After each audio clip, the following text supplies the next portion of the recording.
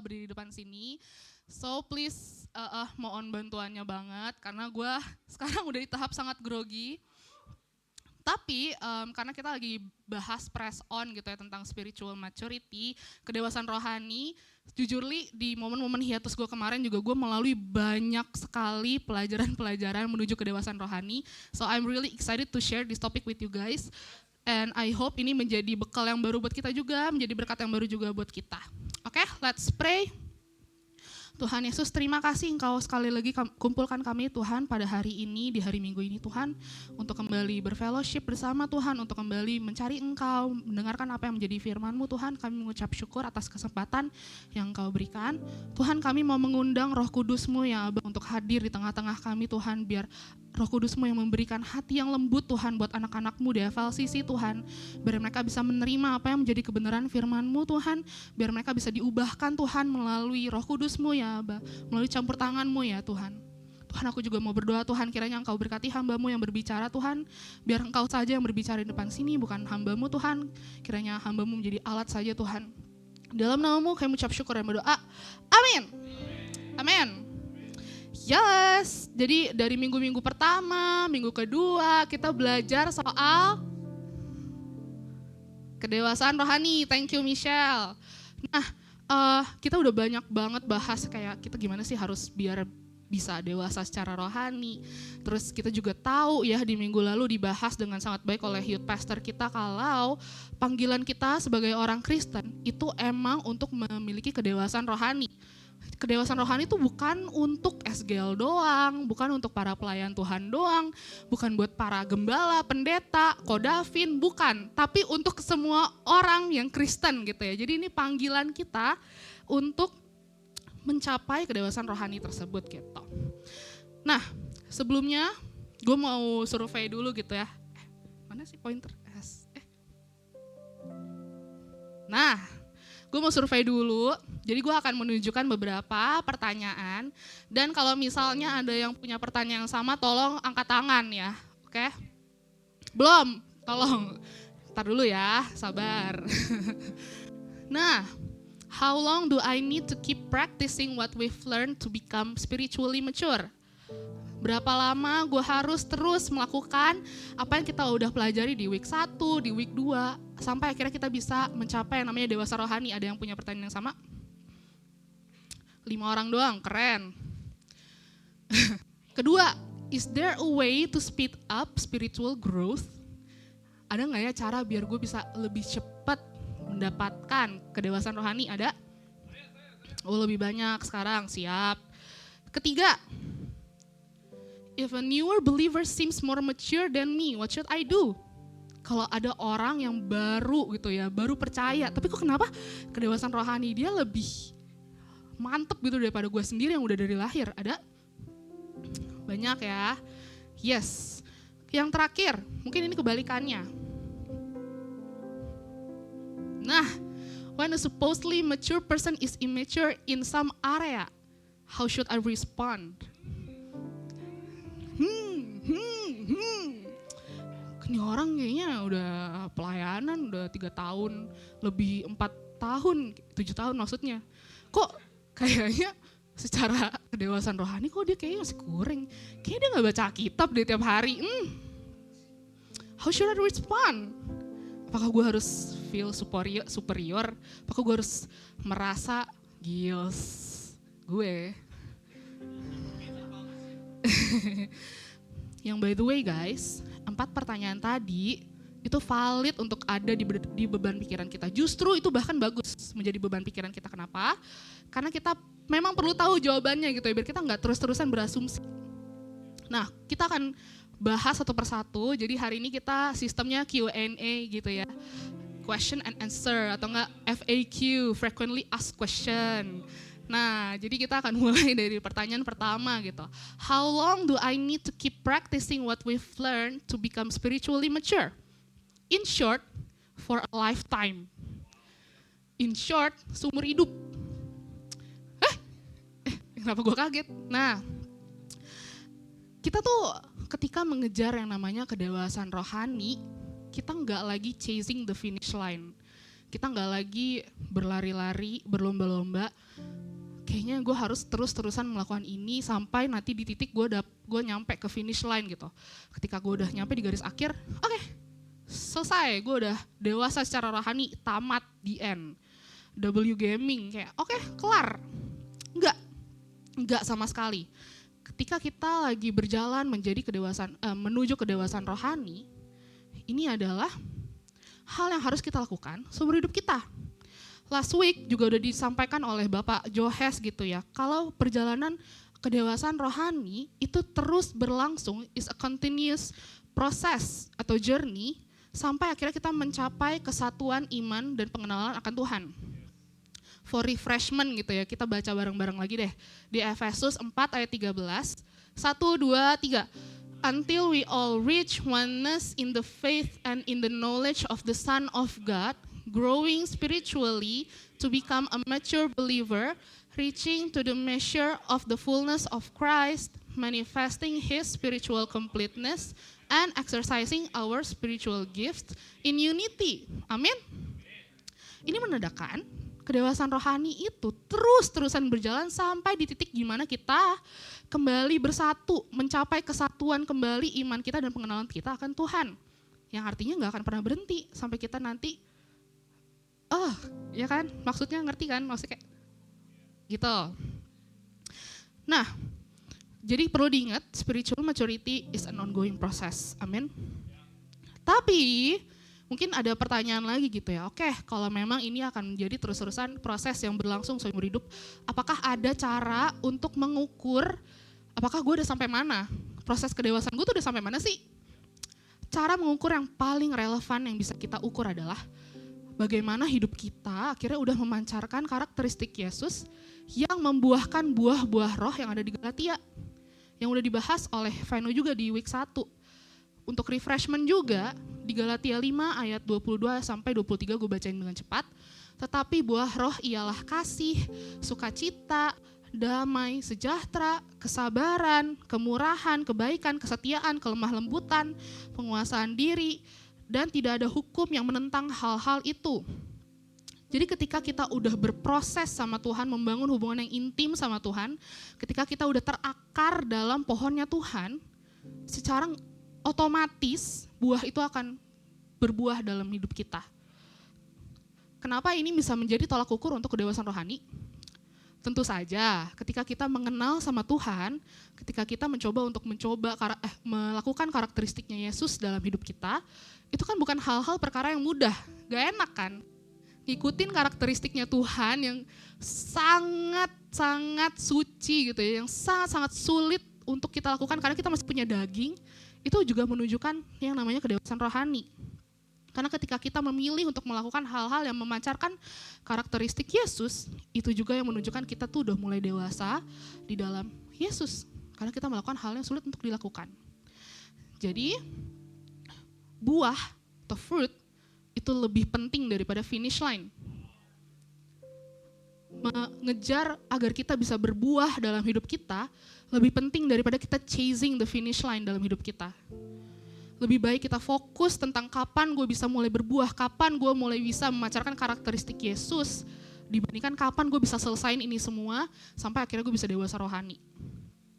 Nah, kita move on ke pertanyaan yang kedua. Is there a way to speed up spiritual growth? Ini mungkin ada nggak teman-teman yang main game yang trending banget ini namanya Roblox, ada nggak nih? Oh dikit ya? Bohong banget gak sih? Kayaknya banyak deh. Ya udah deh, ada yang pernah muncak gak di Roblox? Asik. Oh gitu, youth pastor kita gak pernah main Roblox tapi baca Alkitab, keren banget guys. Pokemon Go. Ya, kenapa gue bahas Roblox? Karena kalau kita lagi muncak atau lagi summit gitu ya di gunung, ada beberapa gunung tuh yang ngasih recoil gratis. Tahu gak yang per di tangan warna merah? Gak ngerti, gak apa-apa. FYI gue tuh main Roblox guys, seimut gue tuh main Roblox kayak Nggak, ini FYI tadinya tuh gue cuma mau main Roblox seminggu, 2 minggu gitu ya, terus habis itu uninstall. Bener sih habis itu di uninstall, tapi habis itu diinstal lagi.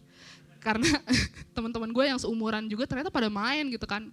Oh kata gue mah pada sedih kali ya hidupnya. Jadi gak apa-apa, gue main lagi Roblox. Tapi intinya adalah di Roblox tuh ada yang namanya recoil. Jadi alat yang bikin jalan kita tuh 2 kali lebih cepat daripada kita jalan biasa. Nah itu tuh yang membuat kita juga lebih mudah untuk kita sampai ke summit, sampai ke puncak gunungnya gitu. By the way gue tamatan puncak Sibuatan, Atin, bersabar, keren. Itu yang susah-susah ya by the way buat yang gak tahu. Nah terus ini tuh bukan tentang kita pengen mencari cara biar kita mencapai kedewasaan rohani kayak kita lagi pakai recoil tersebut yang di Roblox gitu ya. Gue pengen berjalan lebih cepat, gue pengen have it in a quick time. Biasanya apakah ini pemikiran orang-orang ambis? Oh iya, kalau gue enggak sih, asik. Gue ambis-gambis tetep pinter, keren. Ini apa sih maksudnya? Oke lanjut. Jadi coba kita bilang dulu ke kanan kiri, spiritual growth is a marathon not a sprint. Tahu nggak bedanya apa antara sprint dan maraton? Jaraknya oke. Kecepatannya, durasinya, ya betul. Jadi sprint itu adalah lari kenceng, tapi memang untuk jarak yang pendek aja. Kurang lebihnya 100 meter, 200 meter, kayak wush gitu kan. Tapi kalau maraton, kita berlatih endurance terus-terusan, biar apa? Biar kita bisa mencapai jarak yang lebih jauh. Biar otot kita lebih terlatih, biar ketahanan otot-otot betis, pernapasan semua terlatih agar kita bisa maraton, lari untuk jarak yang lebih jauh. Sama halnya untuk spiritual growth. Di kedewasaan rohani tuh kita juga udah ngebahas dari kemarin gitu ya. Ada otot rohani yang harus terus dilatih dengan beban yang terus-terusan ditambah. Supaya apa? Supaya kita bisa lebih kuat ketika kita menghadapi yang namanya testing or trials. So, diingat tolong kalau spiritual growth itu gak bisa dipercepat, gak bisa sprint yang cuma sebentar doang. Tapi kita tuh lagi melalui maraton, lari yang lebih panjang, lebih steady, lebih slow. Nah, here's the truth, you are not racing yourself to maturity against someone. Your race is with yourself. Buat apa sih kita pengen mencapai tamatnya atau the peak of spiritual growth gitu ya? Apakah kita lagi di pressure biar kita gak kalah sama teman-teman kita? Kita nggak lagi dalam kompetisi atau kita nggak lagi dalam perlombaan. Siapa yang dewasa rohani duluan? Gua atau teman SGL gua? Gua atau adik gua atau kakak gua atau orang tua gua? Nope. Mereka semua bukanlah kompetitor kalian, tapi kompetisi kalian yang paling sebenarnya itu datang dari diri sendiri. Gimana caranya kita bisa mengalahkan kedagingan kita? Again, kita menjadi serupa sama Yesus, kita memancarkan karakteristiknya Yesus. Apakah itu gampang? Enggak, sebagai manusia yang masih punya daging, justru itu hal pertama yang paling sulit untuk kita laluin, untuk kita tandingin dagingnya kita. Nah, oke, sekarang kita udah tahu kebenarannya gitu ya, kalau spiritual growth, it takes time, ini butuh waktu seumur hidup, gak bisa cepet-cepet karena kita lagi maraton. Terus gimana sih biasanya caranya Tuhan ketika lagi melatih kita agar kita bisa semakin dewasa, pertumbuhan imannya dalam Dia. Coba kita masuk ke poin yang pertama. Testing or trials are the best shaping seasons for maturity. Atau ujian atau cobaan itu adalah season terbaik untuk membentuk kedewasaan kita. Kita bisa ambil contoh paling mudah di bangsa Israel yang keluar dari Mesir. Ketika mereka akhirnya keluar dari Mesir, mereka harus berjalan di padang gurun selama 40 tahun. Di situ Tuhan membiarkan adanya ujian atau cobaan dialami oleh orang-orang bangsa Israel. Coba kita baca di Ulangan 8 ayat 2. 1, 2, 3. Ingatlah 40 tahun lamanya Tuhan Allahmu memimpin kamu dalam perjalanan jauh melewati padang gurun. Perjalanan itu dimaksudkan Tuhan untuk mencobai kamu supaya Ia dapat melihat apa yang terkandung dalam hatimu dan apakah kamu akan mentaati perintah-perintahnya. Wow. Tertulis dengan jelas gitu ya kalau Tuhan tuh mengizinkan pencobaan itu terjadi kepada bangsa Israel. Supaya apa? Supaya ia dapat melihat apa yang terkandung dalam hati bangsa Israel dan apakah bangsa Israel bisa mentaati semua firman-Nya. Coba kalian bayangin kalau bangsa Israel keluar dari Mesir itu nggak pakai drama, benar-benar yang langsung keluar, depan dikit langsung tanah Kanaan, nyampe, kelar.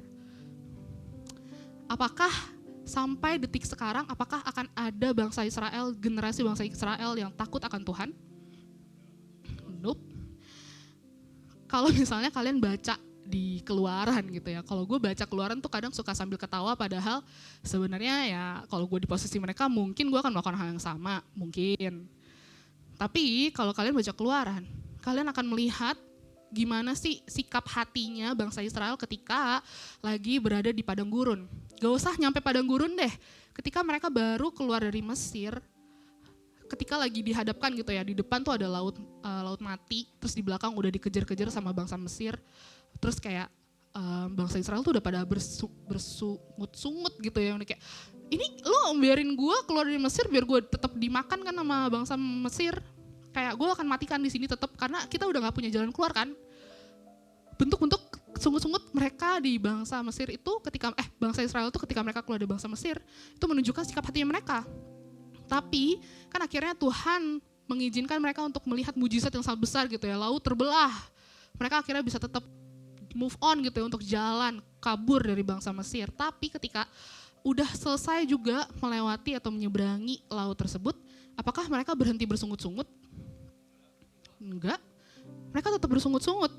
Bahkan ada banyak sekali ayat-ayat di Keluaran yang menunjukkan komplainnya si bangsa Israel. Contohnya, Keluaran 14 ayat 11, bukankah lebih baik kita mati di Mesir saja daripada mati di padang gurun ini, kata mereka kepada Musa.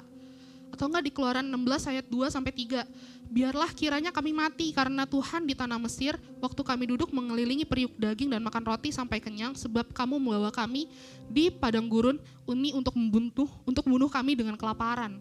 Intinya, dari semua mujizat yang udah Tuhan lakukan untuk bangsa Israel di padang gurun, bangsa Israel tetap punya sikap hati yang belum sesuai dengan apa yang Tuhan mau. Maka dari itu, testing or trials justru menjadi season kehidupan kita yang paling baik untuk membentuk kedewasaan rohani kita. Bangsa Israel harus dibentuk dulu sama Tuhan, diukir dulu sama Tuhan sedemikian rupa, sehingga sampai akhirnya muncul generasi baru yang takut akan Tuhan dan menghormati Tuhan. Yang akhirnya generasi baru tersebut yang masuk ke tanah Kanaan, tanah perjanjian. Nah, apa sih poin-poin yang Tuhan pengen ajarin gitu ya buat bangsa Israel ketika mereka lagi OTW ke tanah Kanaan gitu ya. Yang pertama, to be enough, agar mereka cukup. Kenapa? Di padang gurun kan mereka makanan yang disediakan setiap harinya adalah mana. Mana itu kayak roti yang bentuknya pipih ya. Nah, si mana ini disediakan bukan untuk stok per bulan, bukan untuk stok per tahun, enggak. Tapi untuk satu hari aja, untuk hari itu cukup. Tuhan pengen ngajarin ke bangsa Israel agar mereka bisa merasa cukup, bisa enough dengan apa yang udah disediakan Tuhan setiap harinya. To wait, untuk menunggu. 40 tahun lama atau bentar guys? Lama lah.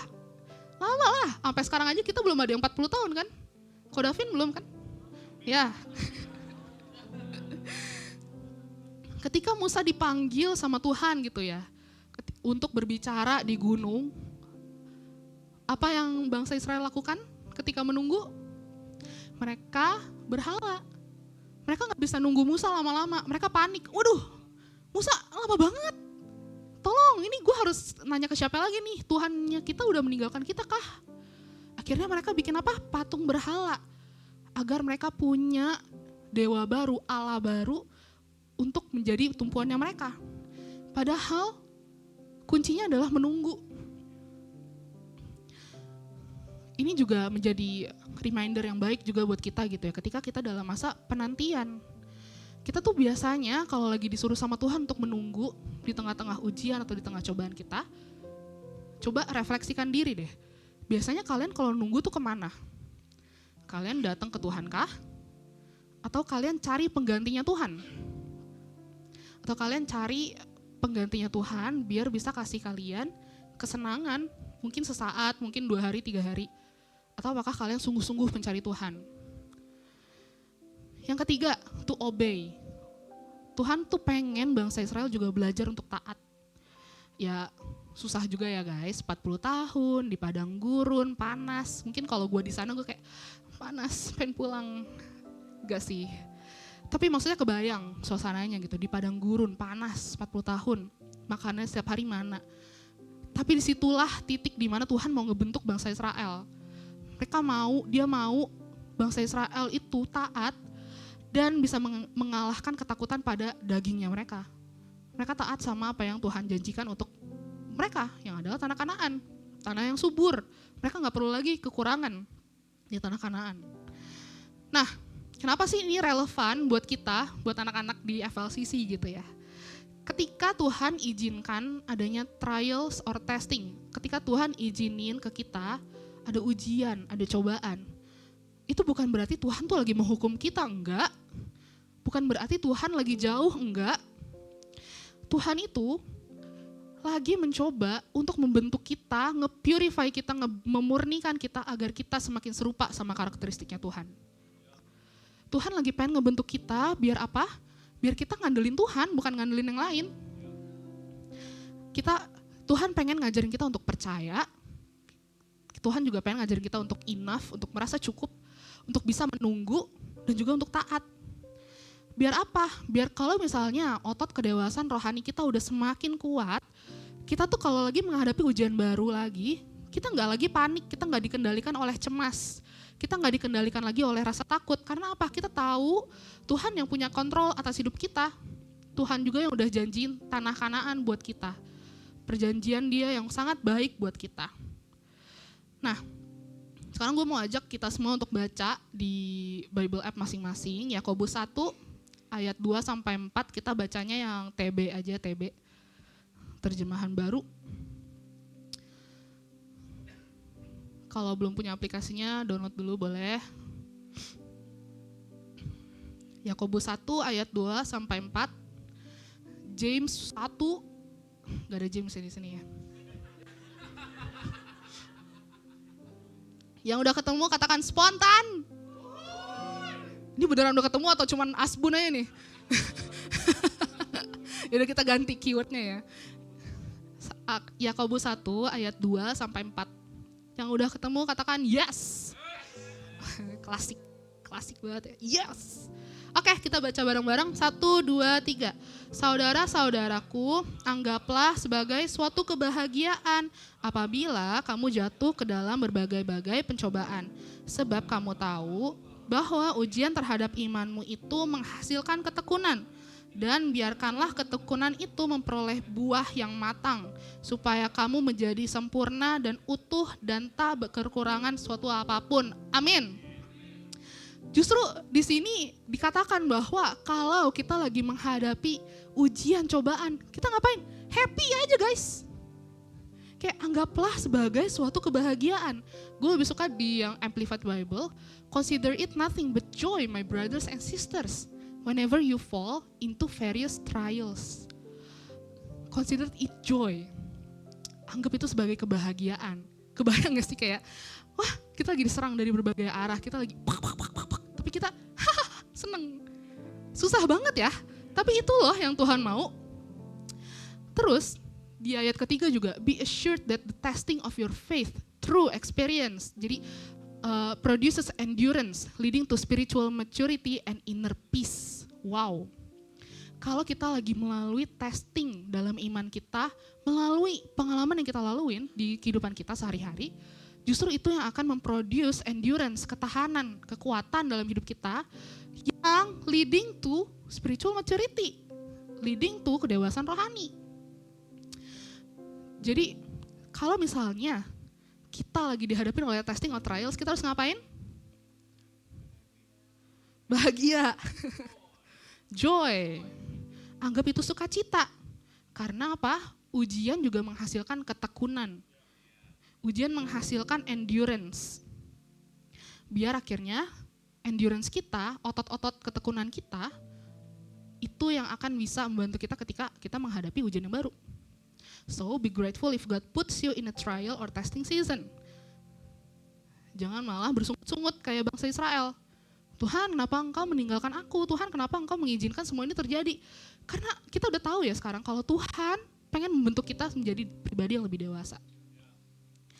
Gue mau cerita sedikit personal story gue di kurang lebihnya spiritual growth ini.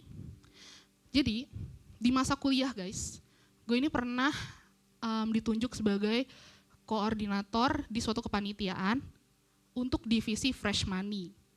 Kenapa fresh money? Karena gak ada yang mau. Susah ya nyari duit guys. Nah, terus kenapa juga alasannya kenapa gue yang ditunjuk, kenapa gak orang lain? Padahal waktu itu guys, sebagai konteks, gue itu gak pernah ada pengalaman organisasi di bidang keuangan yang apalagi fresh money. Gue mentok-mentok yang paling nyinggung sponsorship lah, tapi kalau fresh money gak pernah. Terus kenapa gue? Karena BPH-nya teman gue sendiri, bestie literally. Jadi kayak, Mi tolongin lah Mi please lah Mi, kayak gitu. Jadi karena gue gak tega, gue iyain. Nah tapi disitulah semua testing or trials akhirnya gue rasakan dalam hidup gue gitu kan. Yang kayak, fresh money gitu. Kayak namanya uang fresh, kita harus cari sendiri. Bener-bener kayak, lu harus cari cara biar lu dapet uang fresh buat kepanitiaan tersebut. Terus ketika gue lagi dihadapi gitu ya banyak pertanyaan dari sana sini gitu. Oke, dari tim fresh money mau ngapain aja, mau cari duit kayak gimana, bla bla bla. Terus gue dengan zero knowledge, gue cuman kayak, kalau nggak salah sih tim sebelah jualan baju bekas ya, kita ikutan deh gitu. Oke, jualan baju bekas. Minta-mintain nih ke anak-anak panitia lain gitu kan. Ayo semua minimal kumpulkan 2 baju bekas, gak boleh baju parpol, gak boleh baju seragam. Sumpah gak boleh, takut banget ntar yang dijual muka, gak usah.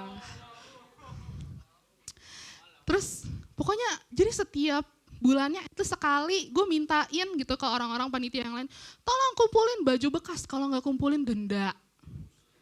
Jahat banget, jujur. Tapi kan kita butuh fresh money nih, mohon maaf. Jadi itu yang dilakukan. Terus, garage sale berjalan, terus-terusan jualan baju bekas berjalan. Tapi keuntungannya tuh gak profit guys. Profit, cuman maksudnya yang kayak, Jadi konteks tambahan, gue tuh waktu itu dikasih target 2,5 juta pada saat itu. Gue pun bingung yang kayak, emang ngaruhnya apa ya buat si kepanitiaan ini 2,5 juta, kayaknya ngebayar listrik aja udah nggak nutup deh. Cuman ya udahlah ya, kayak ya udah kita dikasih target, mungkin ya udah kita jalanin aja. Tapi walaupun targetnya kecil, itu susah banget nyampainya, sumpah. Karena kita fresh money gitu ya. Gue lagi kuliah, tapi tim gue juga disuruh cari kerja sampingan buat menafkahi orang-orang yang ada di kepanitiaan. Gitu kayak jadi tulang punggung keluarga rasanya guys, sumpah sakit banget. Capek gitu kan. Nah, gue akhirnya mencoba cari ide-ide lain gitu bersama dengan tim tentunya gitu kayak, aduh ngapain ya guys? Oke, kita jualan bunga mawar. Kita jualan bunga. Jadi kita jual tapi orang-orang kasihnya harganya sukarela aja. Nah, kira-kira siapa ya yang belas kasihannya tuh tinggi gitu ya orang-orang ini? Akhirnya kita jualan ke gereja. Jadi kayak di depan-depan gereja gitu, ayo om, tante untuk kepanitiaan nih. Ada 1-2 orang beli 50.000, 20.000, tapi ada juga yang goceng, mintanya 2. Gak apa-apa. Namanya juga sukarela, bayarnya kan kita gak bisa ngatur gitu kan. Nah, walaupun itu udah dilakukan juga, pendapatan kita gak naik-naik, kayak mentok-mentok 400-500 ribu. Akhirnya kita cari lagi cara lain gitu. Oke, kita harus ngapain? Ngamen. Oke, kita ngamen. Lu bayangin, gue masih kuliah, gue disuruh ngamen. Cari duit. Gak apa, gue ngamen gitu kan. Waktu itu ngamen di Jalan Raya Serpong, kita samperin tenda-tenda pecel lele, kita nyanyi gitu. Wing gitu kan. Terus ya udah yang ngasih gope 1.000, 2.000. Terus pas dihitung-hitung ulang gitu ya, pendapatan kita baru 700.000 dari 2,5 juta. Dan di saat itu mental gue tuh udah yang kayak digebuk-gebukin gitu ya rasanya, karena pada saat lagi meeting pleno, BPH tuh kayak nggak ada rasa simpatinya, kayak nggak kasihan sama kita, justru kita malah disinisin yang kayak, ini fresh money, duitnya mandek nih gimana sih, malah digituin gitu loh. Jadi udah mah gue stres sama target, gue stres juga sama lingkungan kepanitiaannya. Tapi puji Tuhannya ketika itu gue udah tergabung dalam komunitas FLCC. Tepuk tangan FLCC. Di komunitas itu kita lagi diajarin, kalau nggak salah ke Kosemde, enggak ada yang bercanda ya. Terus di FLCC itu kebetulan lagi diajarin sama yang namanya perpuluhan. Terpintaslah di otak gue, apakah kalau gue obey his words, gue akan mengalami supranatural experience gitu ya. Jadi setelah gue kelar jualan bunga mawar di gereja A, gue OTW ke gereja, karena kan hari Minggu ya. Gue OTW ke gereja, gue ibadah jam 11. Gue datang dengan hati yang sangat sedih, gue datang dengan beban yang sangat berat, lelah, parah. Gue kayak udah gosong karena habis jualan bunga mawar. Terus gue cuman datang ke Tuhan, gue berdoa sambil menangis terseduh-seduh. Tuhan tolong bantu, tolong ini mah dikontrolin, tolong. Orang mah nyadar ini kemarin-kemarin teh ngandelin kekuatan sendiri, ngandelin kepintaran sendiri, tapi gue gak pernah nanya Tuhan. Jadi Tuhan tolong bantu. Dan akhirnya setelah gue berdoa, gue memilih untuk mengeluarkan uang gue sendiri untuk perpuluhan dengan jumlah pendapatan yang kita udah dapat di Fresh Money. Jadi waktu itu udah dapat 700 ribuan, pakai uang gue sendiri gue perpuluhan 70 ribu. Gue benar-benar gak ada ekspektasi apapun gitu, gue cuman ingin mengobey God's words. Dan sejak hari dimana gue perpuluhan, ide-ide baru tuh datang terus-terusan ke tim Fresh Money. Tanpa gue sadari, tiba-tiba terbesit, kenapa lu gak coba penonton bayaran? Kan di kampus-kampus sering ngadain penonton bayaran. Di UMN, gue kuliah di UMN. Di UMN masih jarang. Terus kenapa lu gak coba jualan masker warna hitam biar kayak K-pop idol. Kebetulan BTS lagi booming guys. Jadi kayak BTS sering banget pakai masker warna hitam. Ya udah kita jualin aja ke anak-anak kampus yang pengen mirip sama idol. No offense, gue juga waktu itu pengen mirip sama idol. Gue juga pengen mirip sama Nayeon Twice. Adalah pokoknya. Jadi tiba-tiba ada ide-ide baru muncul, ngalir gitu aja. Gak cuman itu, gue tiba-tiba kepikiran untuk jualan pulpen yang ujungnya ada kelinci, jualan ini, jualan itu, jualan ini, jualan itu. Semua dijualin kecuali harga diri. Kelas. Tahu apa yang terjadi? Sampai sehari sebelum kepanitiaan ini udah tutup, kok tutup kayaknya gue bangkrut kah? Nggak maksudnya sampai si kepanitiaan ini kelar, tebak Fresh Money ngumpulin duit berapa? 2M gak gitu dong. 2M mah gue ambil sendiri sumpah. Gak boleh. Sorry. Dari target 2,5 juta, Fresh Money berhasil ngumpulin 7,5 juta. Tepuk tangan buat Tuhan Yesus sekali lagi. Ketika kita obey God's words, perpuluhan gue yang cuma 70 ribu, Tuhan lipat gandakan 100 kali lipat jadi 7 juta. Ketika kita obey God's words, Tuhan lipat gandakan 3 kali lipat dari target yang semestinya. Ketika orang-orang udah memandang sebelah tim Fresh Money, ketika BPH udah gak ada dukungan, tapi Tuhan yang bekerja sendiri, Tuhan yang berperang bagi kita. Tuhan yang membela kita. Itulah salah satu bentuk perjalanan kedewasaan rohani yang Tuhan mau. Rasanya gak enak, susah. Lu harus mengais uang lu sendiri, lu anak kuliahan 70 ribu gede loh, buat gue sih waktu itu. Tapi ketika kita obey God's words, Tuhan yang bela, Tuhan yang kerja. Gue cuman menjadi alat dia yang kayak terima ide aja gitu, kayak oh iya oke jalanin. Karena enak banget jalan bersama Tuhan. Enak banget. Jadi, jangan lupa ketika kita lagi di tengah-tengah trial or testing, consider it nothing but joy. Bersyukur, seneng. Karena dengan itu kita bisa mengalami perjumpaan yang manis sama Tuhan, kita bisa lebih intim sama Tuhan, kita mengalami Tuhan. Dan akhirnya kita menjadi lebih dewasa. Oke, Yang kedua, tadi kan kita belajar kalau testing or trials itu season terbaik untuk kita menjadi lebih dewasa gitu ya. Yang kedua, every time we choose to obey God's words, we are maturing. Ketika kita selalu memilih untuk taat sama apa yang jadi perkataannya Tuhan, kita juga menjadi lebih dewasa, kurang lebih sama kayak apa yang gue ceritain tadi. Tapi perlu diingat juga, maksud dari obey God's words di sini bukan cuman berhenti sampai gue sebagai orang Kristen, gue harus selalu menghindari berbuat jahat. Gue sebagai orang Kristen, I have to avoid the evil. Enggak cuman untuk berhenti menjadi orang baik dan oke, kita lakuin hal-hal yang baik aja ya, enggak. Tapi obey God's words itu juga lagi berbicara tentang bagaimana kita sungguh-sungguh mengejar apa yang menjadi kebenarannya Tuhan. Sungguh-sungguh memenuhi panggilan kita. Dalam hal ini kita terpanggil untuk menjadi dewasa secara rohani. Sungguh-sungguh melakukan apa yang menjadi karakteristiknya Yesus dalam hidup kita. Kalau kita baca satu-satu gitu ya, di Lukas 11 ayat 28, ini di New Living Translation, Jesus replied, "But even more blessed are all who hear the word of God and put it into practice." Akan sangat lebih memberkati jika setiap orang yang mendengar kebenaran firman Tuhan itu mempraktekannya dalam kehidupannya. Di 1 Yohanes 2 ayat 3 juga berkata, "And by this we know that we have come to know him if we keep his commandments." Yohanes tuh lagi ngomong, kita karena kita kenal Tuhan, kita tuh bisa mengenal Tuhan karena kita melakukan apa yang menjadi perintahnya.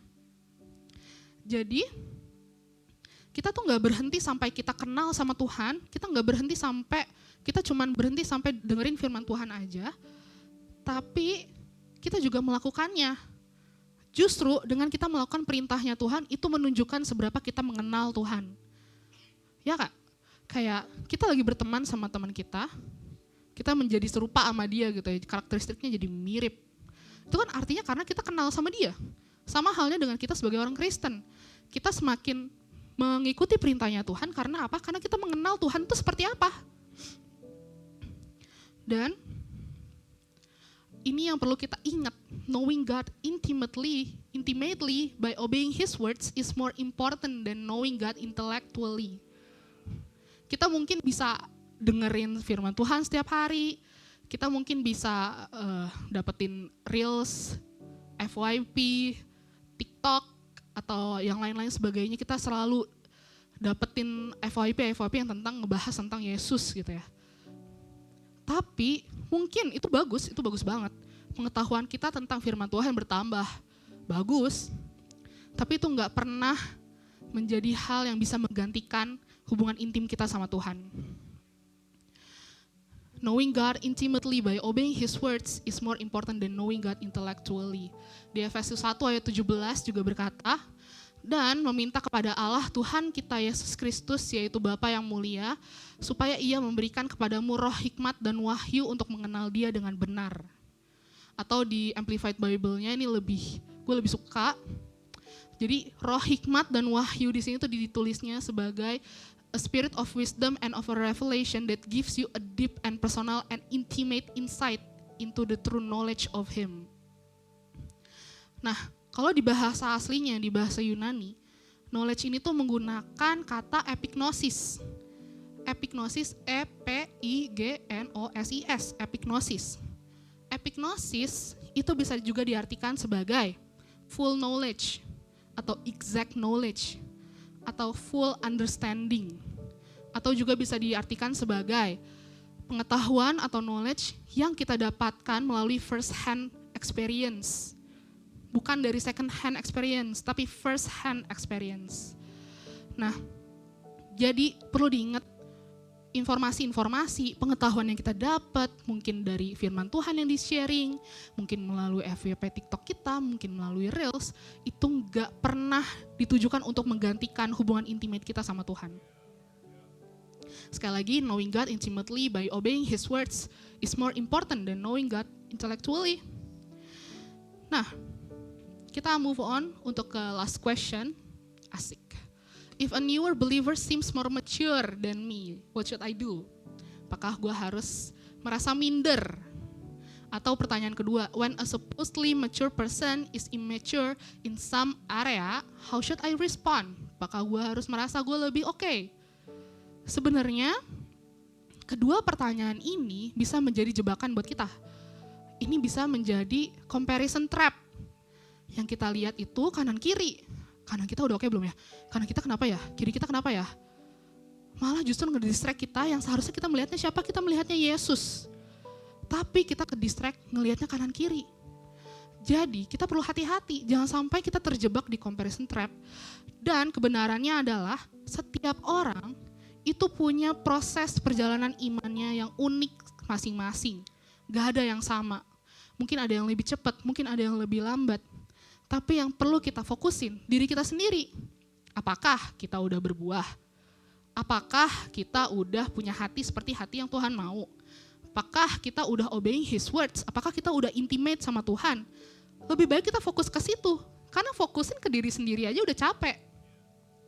Jadi, gak perlu kita meng-compare di kanan dan kiri kita. Everyone's journey is unique in the sense that we have our own race to finish. Setiap journey-nya orang-orang itu unik.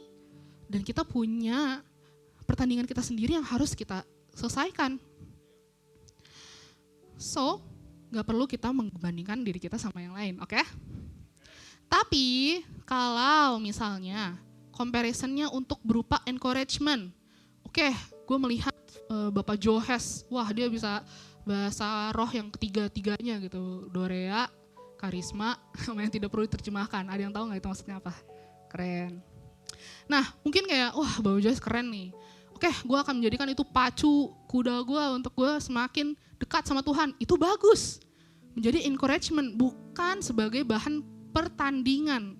Bukan siapa yang lebih unggul, siapa yang lebih tidak unggul. Nah, kita udah sampai ke bottom line kita pada hari ini. Maturity takes time, requires discipline, and is a continuous journey for the rest of your whole life. Amin? Amin? Kedewasaan itu membutuhkan waktu, membutuhkan kedisiplinan, dan juga merupakan perjalanan yang terus-terusan terjadi selama kita masih hidup.